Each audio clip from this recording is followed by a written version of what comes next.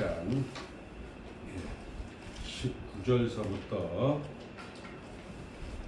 34절까지 제가 봉독할 때 눈으로 귀로 잘 따라오시기 바랍니다. 유대인들이 예루살렘에서 제사장들과 레인들을 요한에게 보내어 너가 누구냐 물을 때 요한이 증언이 이러하니라. 요한이 드러내어 말하고 숨기지 아니하니 드러내어 하는 말이 나는 그리스도가 아니라 한데 또 묻되 그러면 누구냐 내가 엘리야냐 이르되 나는 아니라 또 묻되 내가 그 선지자냐 대답하되 아니라 또 말하되 누구냐 우리를 보낸 이들에게 대답하게 하라. 너는 내게 대하여 무엇이라 하느냐 이르되 나는 선지자 이사야의 말과 같이 주의 길을 곧게 하라고 광야에서 외치는 자의 소리로라 하니라. 그들은 바리새인들이 보낸 자라. 또 물어 이르되 내가 만일 그리스도도 아니요 엘리야도 아니요 그 선지자도 아닐진데 어찌하여 세례를 베푸느냐. 요한이 대답하되 나는 물로 세례를 베풀거니와 너희 가운데 너희가 알지 못하는 한 사람이 섰으니 곧 내 뒤에 오시는 그이라. 나는 그의 신발끈을 풀기도 감당하지 못하겠노라 하더라. 이 일은 요한이 세례 베풀던 곳 요단강 건너편 베다니에서 일어난 일이니라. 이튿날 요한이 예수께서 자기에게 나아오심을 보고 이르되 보라 세상 죄를 지고 가는 하나님의 어린 양이로다. 내가 전에 말하기를 내 뒤에 오는 사람이 있는데 나보다 앞선 것은 그가 나보다 먼저 계심이라 한 것이 이 사람을 가리킴이라. 나도 그를 알지 못하였으나 내가 와서 물로 세례를 베푸는 것은 그를 이스라엘에 나타내려 함이라 하니라.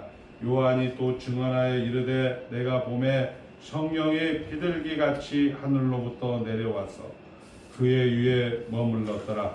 나도 그를 알지 못하였으나 나를 보내어 물로 세례를 베풀라 하신 그이가 나에게 말씀하시되 성령이 내려서 누구 위에든지 머무는 것을 보거든 그가 곧 성령으로 세례를 베푸는 이인 줄 알라 하셨기에 내가 보고 그가 하나님의 아들이심을 증언하였노라 하니라. 아멘. 하나님 나라 안에 있습니다.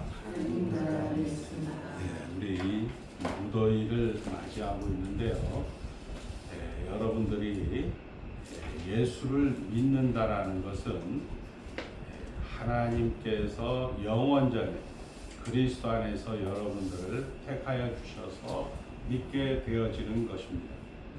그리고 여러분들이 이제 어머니 뱃속에 잉태할 때 여러분의 영혼은 하나님으로부터 창조가 되어서 우리 전도서 12장 7절에 있는 말씀처럼 우리는 흙이니 흙으로 돌아가고 영은 그가 만든 하나님으로부터 돌아간다라고 말씀하셨습니다. 여러분들이 예수를 믿는 것은 여러분들의 개인적인 어떤 노력이나 어떤 선행이나 어떤 자유의지에 근거한 것이 아니라 영원전에 하나님께서 여러분을 부르셨다라고 이야기를 하고 있습니다. 우리가 요한복음을 시작하면서 참 잘하였다라는 생각을 한 2주 동안 이제 2번 했으니까 생각을 하게 되었습니다. 우리가 이제 태초에 말씀이 계시니라 이 말씀이 하나님과 함께 계셨으니 요한복음을 읽으면서 우리가 처음 이야기했던 태초, 시간 이전의 태초, 그 다음에 하나님의 말씀, 은혜, 진리, 그리고 영생 이런 모든 단어들이 그냥 우리 입장에서는 뭐 늘 듣는 단어이기 때문에 별로 심드렁하게 듣지만 사실은 우리 그냥 예수를 믿지 않거나 별로 성경에 관심 없는 사람이 들을 때에는 어떻게 성경책을 시작하면서 밑도 끝도 없이 이렇게 어려운 단어들을 막 나열하는가, 이렇게 생각을 할 수가 있습니다. 우리 요한복음은 예수님의 공생애를 통하여서 예수님이 누구신가에 대해서 이야기하게 되어진다면, 마태, 마가, 누가 이 세 가지는 공관복음이라 해서 공통된 관점으로 예수님이 말구유에서 태어나고, 그리고 예수님의 어린 시절, 그리고 예수님의 공생의 시절, 그리고 죽음과 부활로 이런 공통된 관점으로 기록된 것에 비해서 예수가 처음이고 예수가 진행이고 예수가 결국이다라는 것을 이제 지난 시간에 살펴보았습니다. 그래서 요한복음 12장 30절 31절에 이 책을 기록한 목적은 예수가 하나님이다, 예수가 그리스도다, 예수가 생명이다라는 이야기를 하면서 그 앞절 24절서부터 29절까지 의심 많은 도마가 예수님의 손에 못자국을 확인해야 되겠습니다. 의심 많은 도마가 예수님의 옆구리에 창자국을 확인하겠습니다. 이렇게 할 때 예수님께서 제자들과 도마가 함께 있었을 때 예수님이 나타나셔서 내 손에 못자국을 봐라, 내 옆구리에 창자국을 보아라, 보지 않고 믿는 자가 복되도다. 그러므로 예수님이 많은 기적과 많은 표적을 행하였으나 이 책에 기록 다 하지 않고 오직 이것을 기록하면 예수가 하나님의 아들이다, 예수님이 그리스도다, 예수님이 생명이다 라고 우리가 살펴보았습니다. 그래서 결과를 가지고 같이 이제 예수님과 같이 3년 동안 생활하되 정말 이 예수님이 우리를 구원해 주실, 저들이 알고 있는 정치적인, 저들이 알고 있는 사회적인, 군사적인, 그 당시에 로마의 식민지에서 해방시켜 주실 나의 아픔과 나의 상처와 나의 죽음의 문제를, 나의 현실의 문제를 해결해 줄 그런 예수님인가 하면서 늘 염려하면서 늘 초조하면서 따라다니던 제자들이 때로는 기뻐도 했습니다.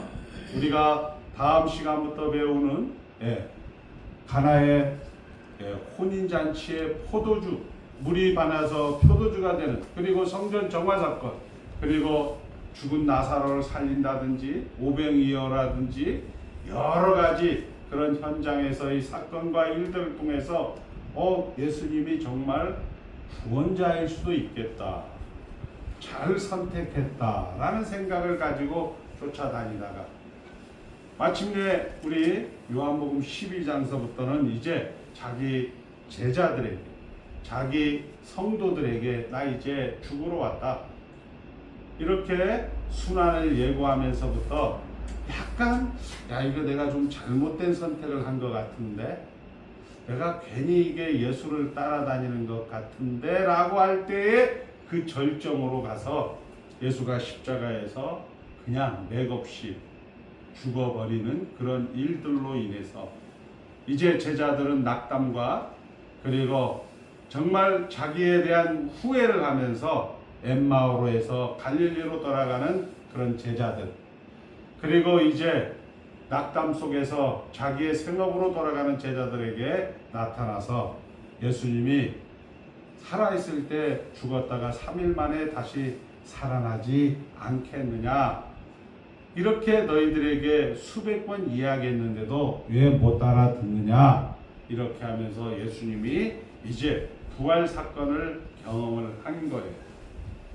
우리가 이야기하는 도마로 상징되어지는 우리의 못난 짓, 의심 많은 도마처럼 못자국과 창자국을 확인해야만이 예수님의 부활을 믿겠다고 하는 그런 도마에게 예수님은 친히 찾아오셔서 못자국과 창자국을 보여주면서 이제 예수가 하나님이다, 예수가 생명이다라고 이야기를 하고 있는 본문을 우리가 살펴보았습니다. 결과를 보고 난 다음에 예수 그리스도가 죽음을 극복하고 죽음의 권세를 깨트리고 이제 사망의 권세를 깨트리고 영생의 나라, 새로운 생명의 나라를 만들고 난 것을 본 다음에 이 복음서를 60년에서 70년이 지난 사도 요한은 이제 예수가 죽었다가 살아난 관점에서 예수가 정말 하나님이구나, 예수가 정말 영생이라는 관점에서 이제 그들의 예전에 60년 전, 70년 전의 것들을 회상하면서 그때 세례 요한이 보니까 그때 이상하게 혼자 딱 떠들고 광야에서 그 외치는 자의 소리라고 하질 않나, 이상한 복장에다, 그리고 그때 바리새인들이 제사장과 유대인들, 레위인들을 보내면서 너의 정체가 뭐냐 그렇게 묻던 사건들, 그리고 그가 이제 우리에게 이야기하면서 나는 광야에 외치는 자의 소리다. 과연 이 세례 요한이 예수님의 죽음을 알고 예수님의 부활을 알고 그런 멋있는 이야기를 했을까? 이렇게 생각을 하는 관점에서 이제 이 성경을 기록을 하고 있다는 사실입니다. 그래서 예수가 오셔서 죽고 부활한 다음에 이제 정말 예수님이 부활하셨고 새로운 나라를 만들었다는 관점에서 사도 요한은 이제 옛날 60년 70년 전에 예수님과 같이 다녔던 일들, 예수님이 했던 말들, 예수님과 관계했던 사람들의 그런 것들을 모아갖고 예수가 하나님이었구나, 예수가 생명이었다라는 것을 우리에게 오고 오는 교회 가운데 보여주면서 동일하게 우리도 결과를 보고 우리도 예수를 믿고 난 다음에 주어진 현실 속에 새로운 나라라고 하는데, 주어진 현실 속에 영생의 영원에 잇대어 산다고 우리는 하는데, 우리의 삶이 너무나 피폐하고 너무나 힘들고 너무나 어려운 것은 어떻게 우리가 해석을 해야 되는가에 대한 답을 예수로 주고 있다는 사실을 오늘 우리가 확인해보고자 합니다. 그러니까 세례 요한의 이 등장으로 우리에게 이슈를 만드는 게 뭐냐? 나는 물로 세례를 준다. 예수님은 성령으로 세례를 준다. 이 생명으로 세례를 준다는 게 우리는 해석을 할 수가 있습니다. 한번 따라합니다. 하나님이다, 생명이다, 그리스도다, 이렇게 해석을 하는 거예요. 그리고 이제 2장에서 보면 우리가 잘 아는 가나의 혼인잔치가 옵니다. 이제 하나님 나라는 이 물이 변해서 포도주가 되는 이런 기쁨의 나라다. 그리고 성전을 제사를 이제 다 끝내고 성전을 이제 우리가 회파하는 그런 사건을 기록하면서 성전 정화 사건을 기록을 하게 되죠. 그것도 역시 이제 옛날 내가 근거가 돼서 내가 열심을 내서 내가 선행을 내서 내 자유의지로 하나님을 찾아가는 것이 아니라 하나님께서 다 이루었도다, 예수 그리스도께서 다 이루었도다 해서 예수가 근거가 되고 기본이 되는 그런 사건으로 우리에게 다가오게 되는 거죠. 그리고 3장, 4장 역시 다 마찬가지죠. 니고데모가 이 하나님 나라는 예수님 안에서 거듭나야 된다. 그리고 4장에서 우리가 사마리아 여인을 찾아가야 되고, 그리고 그 사마리아 여인에게 너희들이 하나님 나라가 있는 것은 우리 지난 수요일 시간에 배웠듯이 예배하는 자는, 성도의 삶은 한번 따라합니다. 진리 안에서 성령 안에서 예배할지니라. 그게 언제냐? 이때라는 거죠. 지금 여러분들은 하나님 나라 안에 있다. 지금 여러분들은 성령 안에 있다. 지금 여러분들은 생명이다. 지금 여러분들은 이제 이 산에서도 말고 저 산에서도 말고, 우리식으로 표현하면 그냥 정말 힘들고 어렵지만, 이 주일날 힘들고 어렵지만 그 예수 하나 붙들고 그냥 오는 거예요. 그 오는 것을 이제 오늘 성령 세례를 통하여서 확인을 해보는 거예요. 힘들고 어렵지만 이제 이 가나의 혼인 잔치를 통하여서 하나님 나라의 기쁨을, 하나님 나라의 넉넉함을 한번 우리가 표현해 보는 거예요. 우리 목사님이 저에게 말씀을 하시더라고요.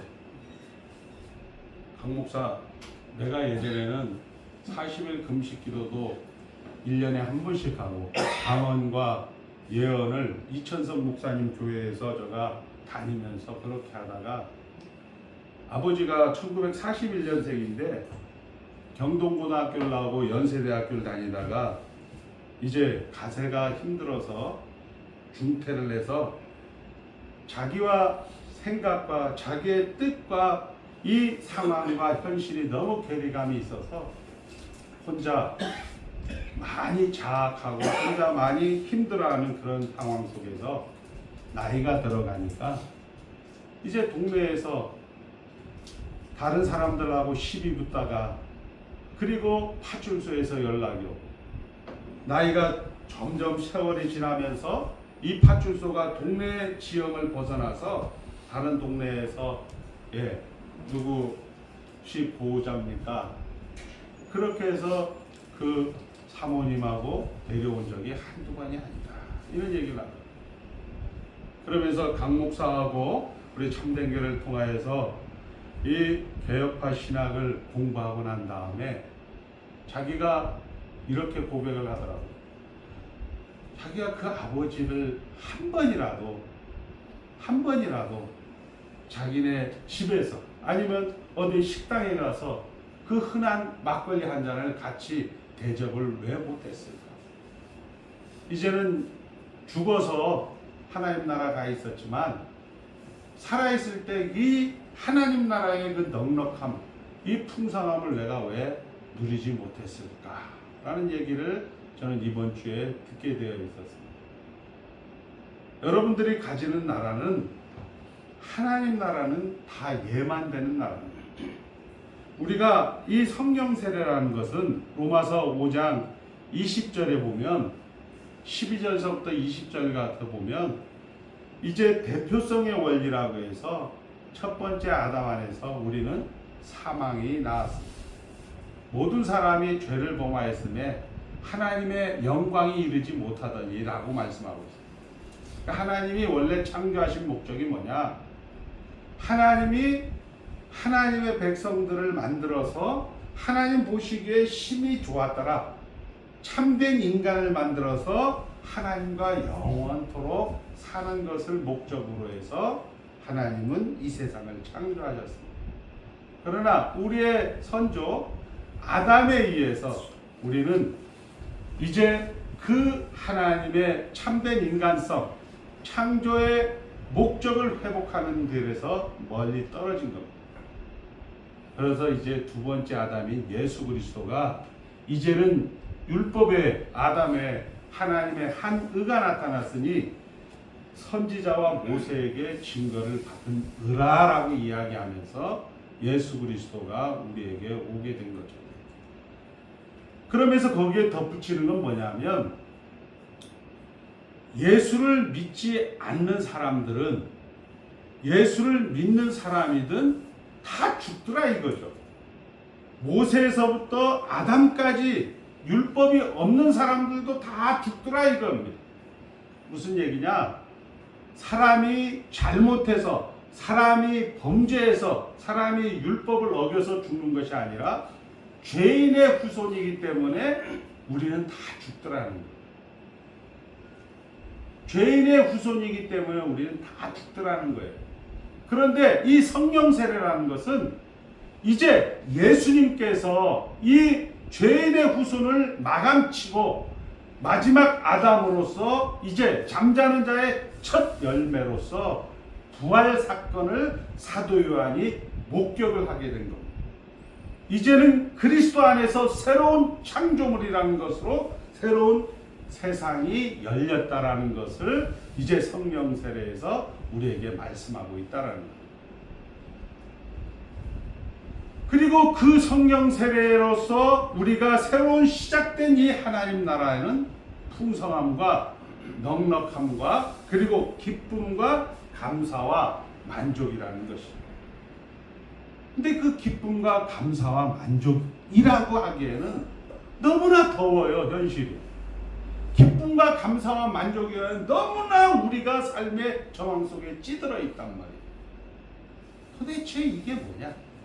아니, 하나님은 분명히 죄인의 후손으로 나와서 모든 사람이 죽는 것은 우리가 두 눈과 두 귀로 확인하게 되는데, 이제 예수님께서 오셔서 새로운 나라, 새로운 피조물로 만들어 주었다고 하는데, 여전히 우리에게 정말 천국은 너무 거리가 멀고, 그리고 현실에서도 내가 기도하면 천국 비스무리한 거라도 이렇게 주면 뭐 예배당 오는 것을 그렇게 게을리하지 않을 것 같은데 별로 없다라는 거죠.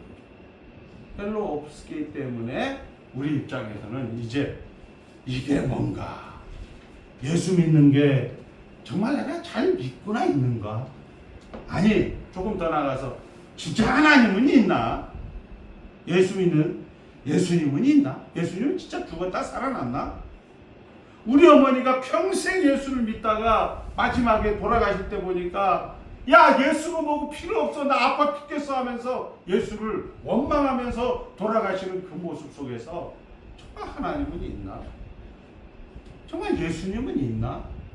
라는 것이 사실 우리들이 가지고 있는 현실의 무게라는 거죠. 그것을 성경은 이렇게 얘기하고 있습니다. 그러므로 누구든지 예수를 주라 시인한 자는 성령 하나님이 아니고는, 성령 세례를 받지 않고는 누구든지 예수님을 주라 시인할 수 없다. 고린도전서 12장에 말씀하고 있는 것이죠.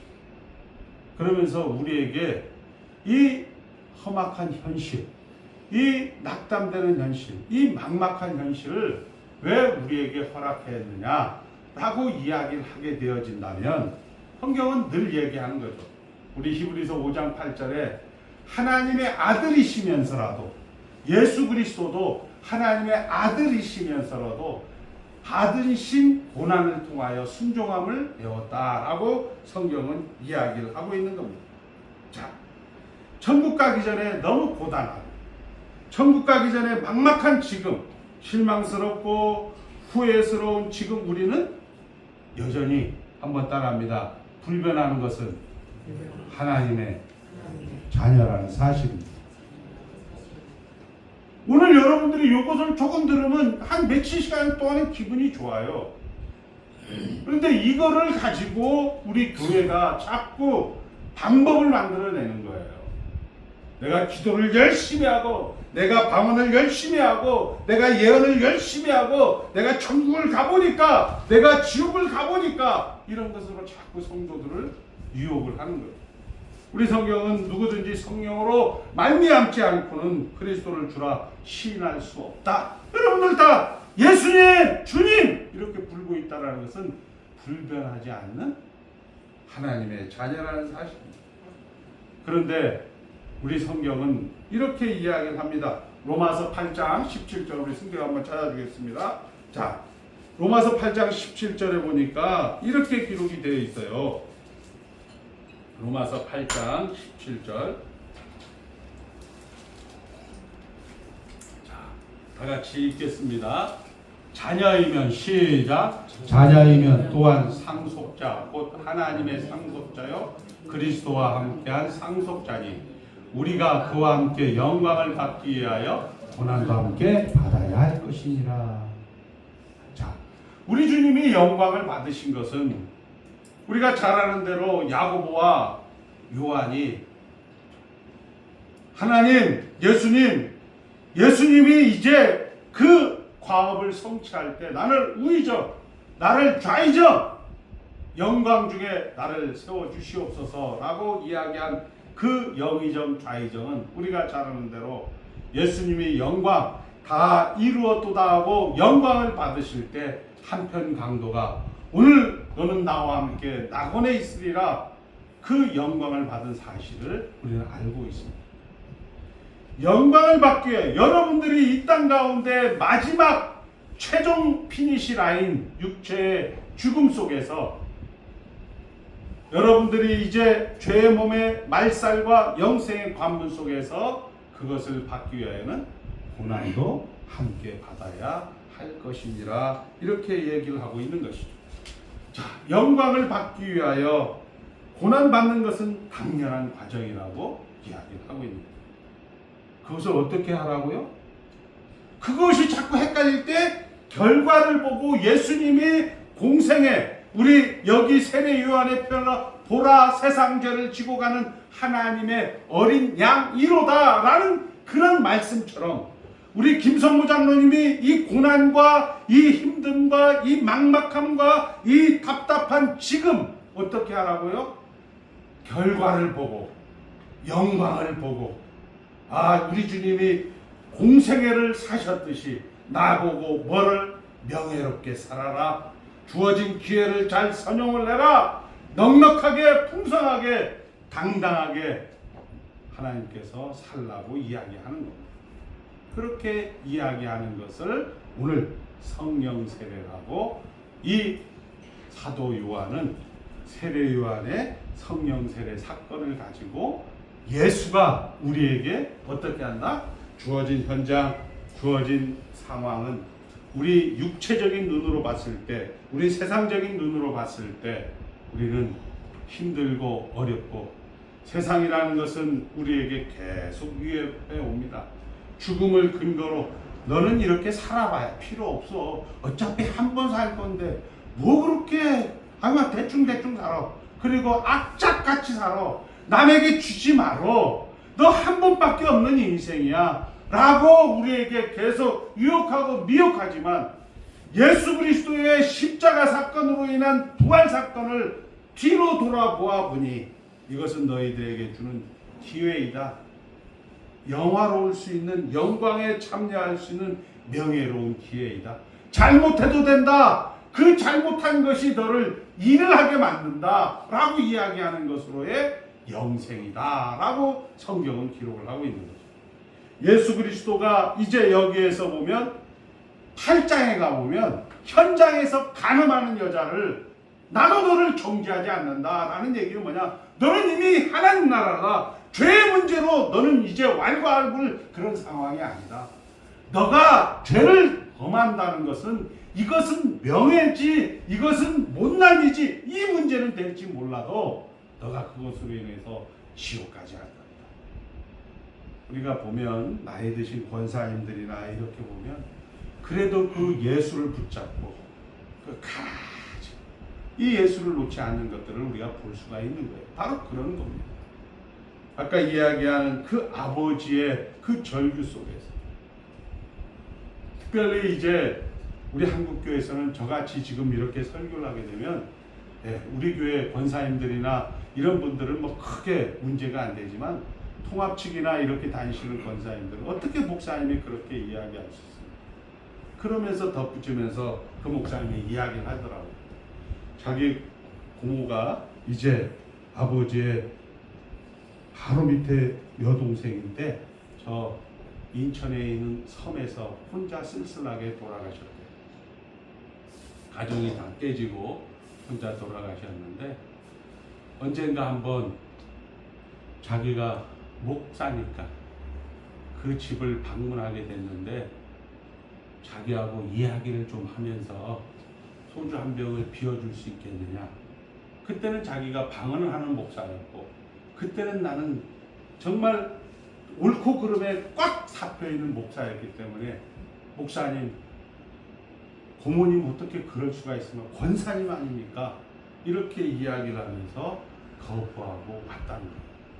그리고 어느 순간에 동사무소에서 시체로 발견됐다라고 해서 장례식에 설교를 했다. 우리 고모님은 천당에 갔습니다. 우리 고모님은 이제 하나님 보좌 우편에 계십니다 라고 이야기를 하니까 그 막내, 그 고모의 여동생이 통합측 여자 목사님인데 어떻게 너는 그렇게 얘기할 수 있냐? 고모가 그런 행동들을 했는데 예수를 믿지 않았는데 어떻게 천당 갔다고 이야기할 수 있느냐? 그렇게 하면서 고모가 정말 자기를 너무 힘들게 하더라 이런 얘기를 하더라. 우리가 생각하는 것이 지금 이런 수준이라는 거예요. 요한복음이라는 것은 우리에게 예수 그리스도의 십자가 사건을 통하여서 부활 이후에 그때 그래서 세례 요한이 외치는 자의 소리라고 했구나. 그때 예수님이 세례 요한이 보라 세상 죄를 지고 가는 하나님의 어린 양이라고 했구나. 그때 우리 장로님이 그래서 그때 힘들고 고난 속에서도 그래도 꾸역꾸역 그 예수 붙잡고 예배당에 나왔구나.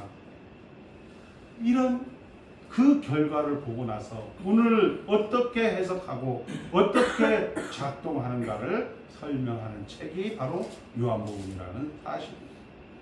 우리는 늘 얘기하지만 시작도 예수 그리스도입니다. 오늘 성령 세례를 통하여서 이제 성전 정화 사건을 통하여서 거듭남을 통해서 예수 그리스도의 나라, 이제 하나님 나라 시작을 3, 4장까지 그 예수 그리스도의 시발점은 뭐냐? I got head to 사마리아. 나는 이제 여러분들을 예수님이 찾아오시는 겁니다. 여러분들을 예수님이 찾아오시는 겁니다. 아멘 하세요. 아멘. 우리가 예수님을 찾아가는 게 아니라고요. 통합측 여자 목사님이 얘기가 아니라고요. 그 큰 고모는 예수 믿는 집에 장녀로 태어나서 권사님까지 되신 분이라고요. 힘들고 어려웠기 때문에 조카야, 조카 목사야, 소주 한잔 하면서 나하고 얘기 좀 하자 이렇게 했을지 몰라도 그 큰 고모에게 찾아오신 예수님이라는 거예요. 그 고모가 예수님을 찾아간 게 아니라는 겁니다. 이게 요한복음 4장이라는 거예요. 지금 이게 요한복음 4장이라는 거예요. 그 사마리아 여자에게 5명의 남자가 있었습니다. 5명의 남자를 만날 때 심심풀이 땅콩으로 그 사마리아 여자는 남자를 만나지 않았을 것입니다. 인생 가운데서 절대절명의 좋다! 이 기회를 통해서 내가 한번 바꿔보자! 이 기회를 통해서 한번 내가 출세해보자! 이 기회를 통해서 한번 편안해보자! 이런 5번의 그런 모든 기획과 모든 그런 계획들이 예전에 내가 5명의 남자가 있었으나 지금 다른 남자도 있지만 여전히 나는 남자가 없습니다 라고 이야기하면서 예수님에게 찾아가는 그 고백을 우리는 요한복음 4장에서 만날 수가 있잖아요. 우리 인생 가운데 어떤 것들을 잘못을 해도 예수님이 시작하신 것이고 우리 주님이 우리를 찾아오셔서 우리가 구원이 하나님 나라에 들어가는 것이지 우리가 어떤 선행이나 우리가 어떤 자유의지로 예수님을 찾아가서 우리가 기도하고 우리가 찬송해서 예수님을 찾아가는 게 아니라는 것을 요한복음 4장까지 하나님 나라 시작을 이야기합니다. 그리고 8장에서 멋있잖아요. 현장에서 가늠하다가 잡힌 자들에게 나도 너를 정죄하지 아니하노니 나도 너를 정죄하지 아니하노니 다시는 가서 죄를 범하지 마라. 나도 너를 정죄하지 않는다. 그들의 막막함, 그들의 그 고단한 현실을 나도 안다. 그 고단한 현실, 그 막막한 현실을 너희는 기회로 삼고 영광의 기회로 삼고 명예로운 기회로 삼고 이제 다시 죄를 범하지 말라는 얘기야. 그 얘기. 우리는 여기서 자꾸 놓치는 것입니다. 자, 이것은 하루아침에 되는 것이 아닙니다. 많은 연습이 필요합니다. 우리의 정말 세상은 사망이 계속 죄가 악랄한 것이 까칠 수 없다는 것을 우리는 알게 된 사람입니다. 살아보니까 이제는 그렇잖아요. 별로 세상이 별로 의미가 없다라는 걸 여러분들이 이제 알게 되는 나이입니다. 자, 여러분들이 아는 유일한 자로서 예수님만이 빛으로 오셨고 우리가 빛입니다. 너희는 세상의 빛이랍니다. 우리는 권력을 가지지 않습니다. 우리만 할 수 우리만 이제 웃을 수 있고 웃으면 아까 같이 가서 안아줄 수 있고 용서할 수 있고 넉넉할 수 있다라는 것입니다. 이것을 오늘 우리 예수님을 통하여서 성령 세례를 통하여서 성령 세례를 우리에게 준다. 성령 세례와 우리의 관계는 우리만이 할 수 있다라고 이야기를 하는데 이걸 성경은 하나 더 나갑니다. 한번 따라합니다. 아브라함의 하나님, 이삭의 하나님, 야곱의 하나님. 여러분들 정말 조국 강단에서 아브라함의 순종을 배우시고 야곱의 열정을 배우십시오라는 얘기는 너무나 많이 들었을 것입니다. 이삭은 뭡니까? 이삭은 뭡니까? 이삭은 낳을 수 없는 자식이었습니다. 100세에 낳았습니다. 나지도 말아야 되고 있어도 말아야 되고 애상부터 시작도 말아야 되는 자식이 태어난 거예요. 100세에 태어났는데 또 죽이라고까지 합니다. 죽은 놈입니다, 그 놈은. 그런데 이 아브라함이 이삭을 죽이려고 한 그 순간에 하나님이 나타나서 이야기하죠. 야 아브라함아 멈추라고 하면서 너가 너의 믿음을 이제 보았다. 너는 내 말을 들었고 하늘의 별같이 바다의 모래같이 내 자손이 풍성하게 되리라. 어머, 이걸 무식한 목사들은 아브라함의 순종이라고 이야기하는데 이 창세기 22장 우리 승배가 한번 찾아보겠습니다. 17절. 자, 창세기 22장 17절. 다 같이 읽겠습니다.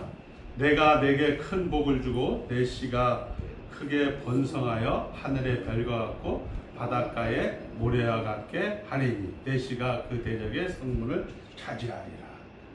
우리가 잘 아는 얘기입니다. 근데 이게 창세기 12장에 나오고 15장 2절 한번 보겠습니다. 15장 2절.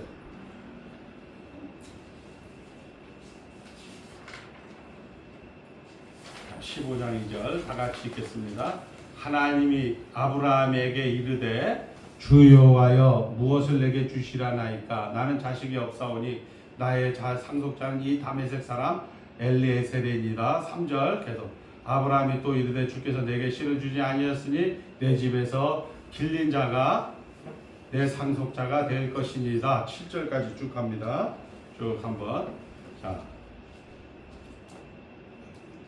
7절에 보겠습니다. 15장 7절. 자, 또 내게 그에게 이르시되 너는 이 땅을 내게 주어 소유를 삼게 하려고 너를 갈대아인이 우르에서 이끌어낸 여호와니라 이렇게 얘기하고 5절에 한번 보시고 5절 가서 보고 넘어가겠습니다. 5절. 그를 이끌고 밖으로 나가 이르시되 하늘을 우러러 무뼈를 셀 수 있나 보라. 또 그에게 이르시되 내 자손이 이와 같으리라. 무슨 얘기예요?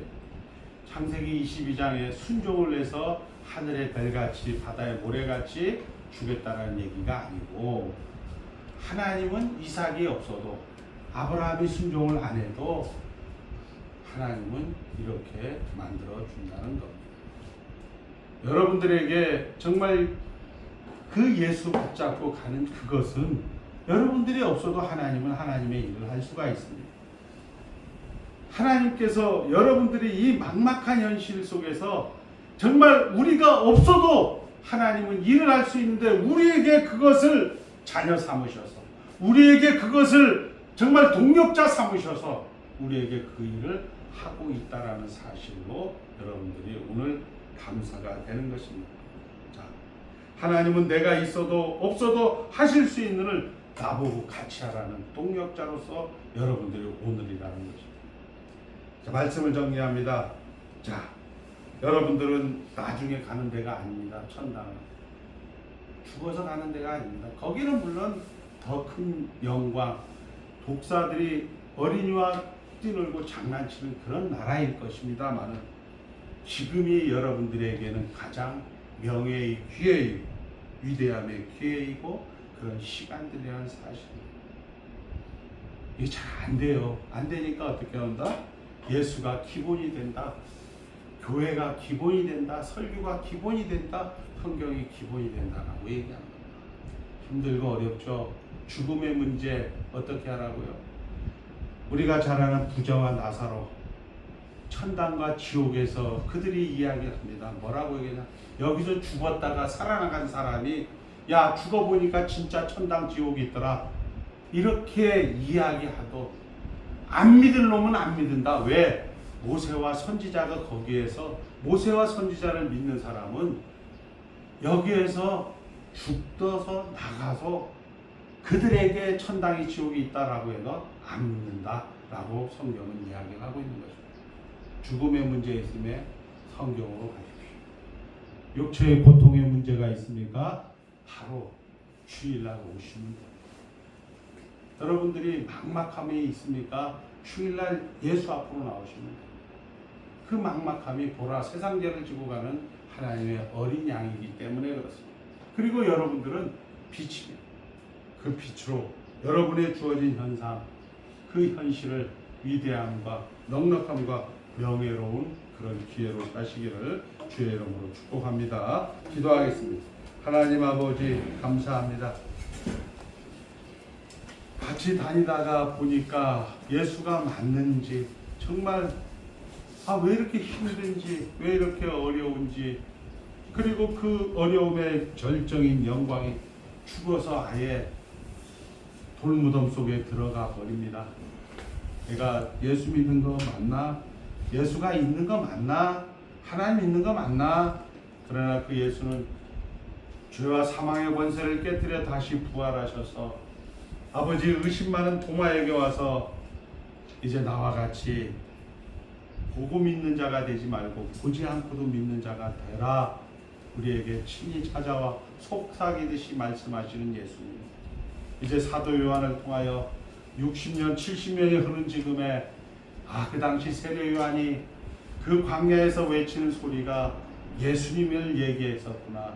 성령 세례를 얘기하면서 우리가 예수님을 부르는 것은 성령이 우리 안에 내주했다는 사실이고 우리가 이제 새로운 나라 하나님 나라 안에 들어왔다는 사실이고 그리고 이 자녀이면 함께 된 후사이면 고난도 함께 받아야 되는 것이고 이 고난이 또 일을 하고 그것을 통하여서 진동치 않은 영원한 하나님 나라를 우리가 바라보게 되었음을 감사합니다.